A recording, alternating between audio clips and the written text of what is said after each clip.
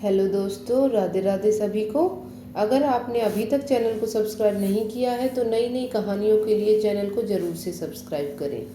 बहुत समय पहले एक राजा रहते थे। वह बहुत पराक्रमी और बहादुर थे। उनकी एक राजकुमारी और 6 राजकुमार थे। राजकुमारी सभी राजकुमारों से उम्र में बड़ी थी। राजा अपनी राजकुमारी से बहुत प्यार करते थे। जब राजकुमारी शादी योग्य हो गई तो राजा ने अपनी राजकुमारी की शादी दूसरे राज्य के राजा भीष्मा से कर दी और साथ में अपना आधा राजपाट अपनी राजकुमारी को दे दिया। कुछ सालों बाद राजा बीमार हो गए और स्वर्ग सिधार गए। धीरे धीरे सभी राजकुमार भी बड़े हो गए और सबकी शादी हो गई। एक दिन सभी राजकुमार साथ में बैठे थे। तभी सबसे बड़ा राजकुमार बोला, हम 6 हैं। पिताजी ने हमको सिर्फ आधा राज्य दिया और बड़ी बहन को अकेले ही आधा राज्य दे दिया। पिताजी ने हमारे साथ नाइंसाफी की है। क्यों ना हम सब मिलकर बहन से अपना आधा राज्य छीन लें। फिर दूसरा राजकुमार बोला, राज्य छीनने के लिए बहन के पति को रास्ते से हटाना होगा। फिर सभी राजकुमार मिलकर षड्यंत्र रचने लगे कि कैसे अपने जीजा भीष्मा को मारा जाए और बहन से राज्य छीन लिया जाए। फिर सभी राजकुमारों ने अपने जीजा को भोजन का निमंत्रण भेजा। उनके जीजा भीष्मा के पास एक बहुत समझदार घोड़ा था जो भीष्मा को बहुत प्यार करता था और बहुत वफादार था। भीष्मा भी अपने घोड़े से बहुत प्यार करता था। भीष्मा जहाँ भी जाता था साथ में अपने घोड़े को भी लेकर जाता था। बहुत दिनों बाद अचानक भोजन का निमंत्रण सुनकर बहन को थोड़ा शक हुआ। उसने अपने पति भीष्मा से कहा, आप भोजन का निमंत्रण मना कर दीजिए। मुझे पता नहीं क्यों कुछ गलत लग रहा है। भीष्मा ने कहा, तुम बेवजह परेशान हो रही हो। वह सब अपने ही हैं, इतनों दिनों बाद बुलाए हैं। अगर नहीं जाऊंगा तो उनको बुरा लगेगा। भीष्मा नहीं माना और जाने के लिए तैयार हो गया। फिर भीष्मा की पत्नी बोली, ठीक है आप जाओ, लेकिन एक वादा करो, अपने घोड़े को हमेशा अपने साथ रखोगे और कभी भी नहीं बांधोगे। भीष्मा बोला, मैं वादा करता हूँ, अपने घोड़े को हमेशा साथ रखूंगा। फिर भीष्मा अपने ससुराल चल दिया। भीष्मा जब ससुराल पहुंचा तो सभी राजकुमार अपने जीजा को देखकर बहुत खुश हुए और अपना षड्यंत्र चालू कर दिया। उन्होंने एक गड्ढा खुदवाया और उसके अंदर नुकीले हथियार रखे थे। अगर कोई उस गड्ढे में गिरता तो नुकीले हथियार उसमें धंस जाते और वो मर जाता। लेकिन खड्डे के ऊपर अच्छे से बिस्तर और चादर लगा हुआ था जिससे किसी को पता न चले कि ये खड्डा है। फिर षड्यंत्र के अनुसार सभी राजकुमारों ने अपने जीजा को उसी खड्डे वाले बिस्तर पर बैठने के लिए कहा। लेकिन जैसे ही भीष्मा उस पर बैठने गया तभी भीष्मा का घोड़ा आगे आकर बिस्तर को खींच दिया और खड्डा नजर आने लगा। भीष्मा बोला, यहाँ तो खड्डा है। फिर सभी राजकुमार खुद को मासूम बनाने लगे और बोले, हमें नहीं मालूम था यहाँ खड्डा है, यह किसी नौकर ने यहाँ बिस्तर लगा दिया था। फिर भीष्मा को दूसरी जगह सभी राजकुमार बैठाए। कुछ देर बाद खाने का समय हो गया। फिर सब साथ में बैठकर खाना खाने लगे। लेकिन भीष्मा के खाने में जहर था। इससे पहले कि भीष्मा खाना खाता, घोड़े ने भीष्मा का खाना गिरा दिया। फिर भीष्मा दूसरा खाना खाया जिससे उसकी जान बच गई। खाना खाने और आराम करने के बाद ज्यादा रात हो गई। भीष्मा बोला, अब मुझे घर जाना चाहिए। सभी राजकुमार बोले, ज्यादा रात हो गई है, आप आज की रात हमारे यहाँ रुक जाएं, कल आप चले जाना। भीष्मा रात में रुकने के लिए राजी हो गया और वहीं सो गया। अगले दिन सुबह सभी राजकुमार बोले, जीजाजी चलते हैं जंगल में शिकार खेलने। भीष्मा उनको मना नहीं कर पाया और उनके साथ शिकार खेलने चला गया। शिकार खेलते समय भीष्मा जानवरों पर निशाना लगाता था, लेकिन सभी राजकुमार धोखे से भीष्मा पर तीर चलाते थे। लेकिन घोड़ा हर बार भीष्मा को बचा लेता था। फिर सभी राजकुमारों ने दूसरा षड्यंत्र रचा और उन्होंने भीष्मा से कहा, बहुत शिकार हो गया, अब चलते हैं तालाब में नहाते हैं, शरीर बिल्कुल ताजा हो जाएगा। भीष्मा को भी नहाने के लिए मन था, वह तुरंत राजी हो गया। जब सब तालाब में नहा रहे थे तभी एक राजकुमार बोला, क्यों ना हम सब देखें कि पानी के अंदर अपना सर सबसे ज्यादा देर तक कौन रोक सकता है। फिर सबने अपना अपना सर पानी में एक साथ डुबोया। लेकिन जैसे ही भीष्मा ने अपना सर डुबोया, घोड़े ने भीष्मा का सर ऊपर खींच लिया। फिर जितने बार भीष्मा अपना सर पानी में डुबोना चाहता, घोड़ा ऊपर खींच लेता। ये सब देखकर सभी राजकुमार बोले, जीजा ये घोड़ा हमें सही से खेलने नहीं दे रहा है, आप इसको बांध दीजिए। भीष्म बोला, मैंने तुम्हारी बहन से वादा किया है कि घोड़े को नहीं बांधूंगा। सभी राजकुमार बोले, क्या आपको हम पर विश्वास नहीं है? हम सब आपकी रक्षा के लिए हैं, फिर इस घोड़े की क्या जरूरत है? भीष्म उनकी बातों में आ गया और वह अपने घोड़े को एक विशाल पेड़ में बांध दिया और फिर दोबारा पानी में नहाने चला गया। जब सब साथ में पानी के अंदर अपना अपना सर किए, लेकिन सभी राजकुमार तुरंत अपना सर बाहर कर लिए, लेकिन भीष्म अपना सर पानी के अंदर ही रखा था। भीष्म समझ रहा था यह खेल है, लेकिन वह राजकुमारों की चाल थी। फिर जैसे ही भीष्म अपना सर पानी से बाहर किया, तभी सभी राजकुमारों ने तलवारों से हमला कर दिया। भीष्म इनकी चाल ना समझ सका और मारा गया।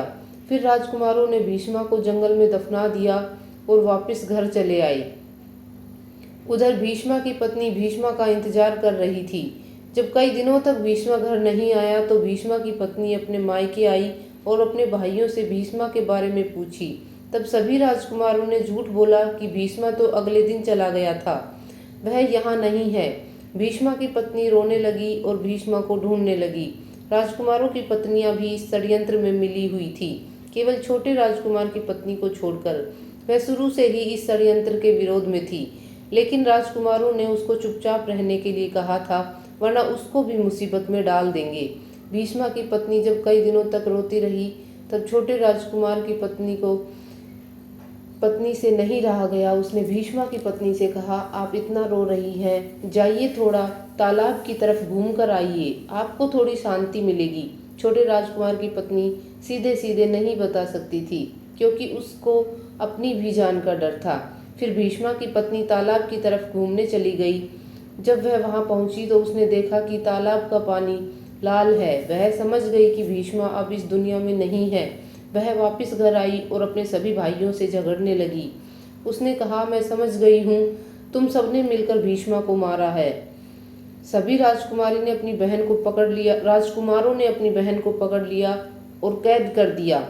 फिर कुछ दिनों बाद पता चला कि उनकी बहन गर्भवती है, तो उन्होंने आपस में तय किया कि अपनी बहन को भी मार देते हैं, वरना जब बच्चा बड़ा होगा तो हम सबसे अपने पिता का बदला लेगा।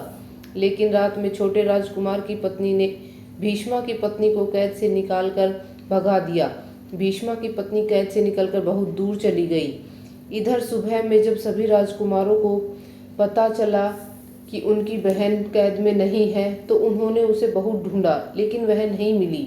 फिर सभी राजकुमारों ने बहन के राज्य पर भी कब्जा कर लिया और अपना जीवन जीने लगे। उधर उनकी बहन राजकुमारों की कैद से भागकर अपने पति भीष्म के खास दोस्त के वहां चली गई और अपनी आप बीती उसे सुनाई। भीष्म का दोस्त बहुत अच्छा इंसान था। उसने राजकुमारी को अपने वहां रहने के लिए कहा। फिर राजकुमारी वहीं रहने लगी। कुछ समय बाद राजकुमारी ने एक बच्चे को जन्म दिया, जिसका नाम उन्होंने सत्या रखा। सत्या धीरे धीरे बालक हो गया। वह भीष्म के दोस्त को ही अपना पिता समझता था। वह दूसरे बच्चों के साथ खेल रहा था। इसी बीच बच्चों से सत्या का झगड़ा हो गया। सत्या ने उनको पीटा। फिर उनमें से एक बच्चा बोला, हमें क्यों पीटते हो? अगर तुम सच में बहादुर हो तो जाओ अपने पिता के हत्यारों को मारो। सत्या यह सुनकर अचंभित हो गया। वह घर गया और अपनी माँ से पूछा, माँ, मेरे पिता कौन थे और उनको किसने मारा? माँ ने कहा, तुम अभी बच्चे हो, जब तुम बड़े हो जाओगे तो बताऊंगी। सत्या उस समय शांत हो गया, लेकिन हर वक्त बदले के लिए सोचता रहता था। कुछ सालों बाद सत्या बड़ा हो गया। फिर उसने अपनी माँ से पूछा, अब बताओ। फिर माँ ने कहा, सत्या, तुम्हारे पिता का नाम भीष्म था। उनको तुम्हारे ही मामाओं ने मिलकर धोखे से मार दिया। सत्या ये सुनकर बहुत गुस्सा हुआ और बोला, माँ, मैं अपने पिता का बदला सभी मामाओं से जरूर लूंगा। सत्या के पास भी अपने पिता की तरह ही समझदार और वफादार घोड़ा था। सत्या की माँ ने कहा, तुम्हारे पिता ने अपना घोड़ा बांध दिया था, लेकिन तुम अपने घोड़े को किसी भी कीमत पर मत बांधना और अपने मामाओं के धोखे से बचना और सिर्फ अपनी छोटी मामी पर ही विश्वास करना और किसी पर नहीं। फिर सत्या बोला, ठीक है माँ, मैं आपकी सभी बातों का ध्यान रखूंगा और मैं गलती नहीं करूंगा जो पिताजी ने की। कुछ दिनों बाद सत्या ने अपनी सभी मामाओं को पत्र भेजा और उसमें लिखा, सभी मामाओं को प्रणाम, मैं आपका भांजा सत्या हूँ। जो हुआ सो हुआ, मैं आप सभी को अपना मानता हूँ और मैं यह जानता हूँ कि आधा राज्य मेरा है। आप सभी मुझे मेरा राज्य दे दीजिए। दरअसल सत्या को राज्य नहीं चाहिए था, वह सिर्फ अपने पिता का बदला चाहता था। यह पत्र तो सत्या की चाल थी। जब यह पत्र सभी मामाओं को मिला तब सब हैरान और परेशान हो गए। वह नहीं जानते थे कि उनकी बहन अभी भी जिंदा है और उसका एक पुत्र भी है। फिर सभी मामाओं ने षड्यंत्र रचा। वे आपस में बोले, सत्या को भी उसके पिता की तरह ही धोखे से मारना होगा। फिर सबने मिलकर सत्या को भोजन का निमंत्रण भेजा और बोले, प्यारे सत्या आ जाओ, हम सब तुमको आधा राज्य दे देंगे। सत्या अपने घोड़े के साथ मामा के वहाँ चल दिया। माँ बोली, बेटा सावधान रहना। सत्या बोला, घबराओ मत माँ, मैं हमेशा सतर्क रहूँगा। फिर सत्या मामा के राजमहल की तरफ चल दिया। जब सत्या मामा के वहाँ पहुँचा तो सभी मामा पहले से ही सत्या का इंतजार कर रहे थे। वे सभी सत्या को देखकर बहुत खुश हुए और अपना षड्यंत्र चालू कर दिए। उन्होंने सत्या को भी वैसे ही गड्ढे पर बैठने के लिए कहा जिसके अंदर नुकीले हथियार लगे थे और ऊपर बिस्तर लगा था। जैसे ही सत्या बिस्तर पर बैठने लगा, उसका घोड़ा बिस्तर खींच दिया। बिस्तर खींचते ही गड्ढा नजर आने लगा। सत्या बोला, ये तो गड्ढा है। फिर सभी मामाओं ने खुद को निर्दोष बताने लगे। सभी बोले, हमें नहीं पता था वह गड्ढा है। फिर उन्होंने सत्या को दूसरी जगह बिठाया। बातचीत करने लगे कि कुछ समय बाद भोजन का समय हो गया। सब खाने के लिए बैठ गए, लेकिन सत्या के खाने में जहर था। सब बोले, खाना चालू करते हैं। तभी सत्या बोला, मैं इतने दिनों बाद आया हूँ, जब तक मेरी सभी मामियाँ कुछ गिफ्ट नहीं देंगी तब तक मैं भोजन नहीं करूँगा। सभी मामियाँ जानती थी भोजन में जहर है, सत्या खाते ही मारा जाएगा, इसलिए सब तुरंत राजी हो गई गिफ्ट देने के लिए, क्योंकि वो जानती थी सत्या के मरते ही उनका गिफ्ट उनको वापस मिल जाएगा। फिर सबने अपना अपना कोई एक गहना सत्या को दे दिया। केवल छोटी मामी ने गहना नहीं बल्कि एक चिट्ठी छिपा कर दी। उस चिट्ठी में लिखा था, सत्या तुम्हारे भोजन में जहर है। सत्या को अब पता चल गया था भोजन में जहर है। फिर सत्या ने कहा, हम सब पहली बार एक साथ भोजन कर रहे हैं, इसलिए सब एक ही थाली में एक साथ खाना खाएंगे। यह कहकर सत्या ने सबका खाना एक थाली में कर दिया, साथ में अपना जहर मिला खाना भी उसी थाली में कर दिया। फिर सब घबरा गए और सब अलग अलग बहाने बनाने लगे नए खाना खाने के लिए। फिर दूसरा खाना आया, फिर सबने साथ में मिलकर खाना खाया।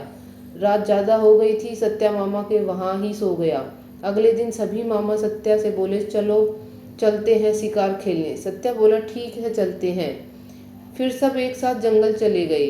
फिर कोई भी जानवर दिखता, सभी मामा जानवर के बहाने सत्या पर तीर चला देते, लेकिन सत्या हमेशा तैयार रहता, वह खुद को बचा लेता। वह भी जब मौका पाता तो मामाओं पर तीर चला देता। इस तरह शिकार करते करते सब थक गए। फिर मामा बोले, चलो तालाब में नहाते हैं। सत्या बोला, ठीक है चलते हैं। फिर सब तालाब में नहाने लगे। यह वही तालाब था जिसमें सत्या के पिता को मारा गया था।